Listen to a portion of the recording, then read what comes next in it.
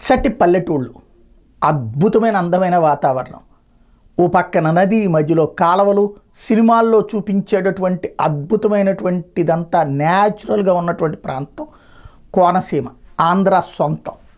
అట్లాగే చుట్టూ అడవి, అందులో చక్కటి మంచు తెరలు, చిక్కటి ఎండ, అన్నీ కలగలిపి ఉండేటటువంటి ప్రదేశం అరకు ప్రాంతం, అద్భుతమైనటువంటి ఏరియా.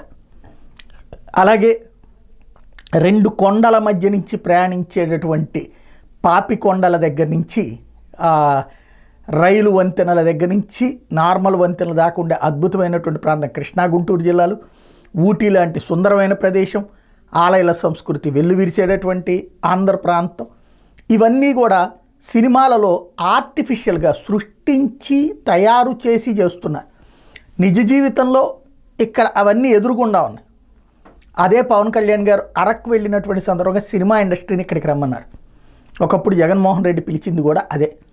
ఇక్కడ మీకు కావాల్సింది ఇస్తాం రండి, 60% ఆదాయం మీకు సినిమా ఇండస్ట్రీకి ఆంధ్ర నుంచి వస్తుంది అన్నటువంటి. సరే, అప్పుడు వెటకారం చేశారు, దూషించారు, ద్వేషించారు, బాగానే ఉంది. ఇప్పుడు సినిమా వాడే, సినిమా నటుడే, plus cinema hero, plus mega కుటుంబ ప్రతినిధి, ప్లస్ అధికార పార్టీ కూటమి సభ్యుడు, జాతీయ కూటమిలో సభ్యుడు అయినటువంటి పవన్ కళ్యాణ్ పిలిపిస్తున్నారు. దీని మీద వెంటనే కాంగ్రెస్ పార్టీ అర్జెంటుగా స్పందించి శ్రీధర్ బాబు స్పందించారు. ఎక్కడికి పోరో, అవసరమైతే షూటింగ్లకి అక్కడికి వెళ్తారు, వస్తారు అన్నటువంటి. బట్ ఫిల్మ్ ఇండస్ట్రీ నుంచి ఎలాంటి స్పందన లేదు.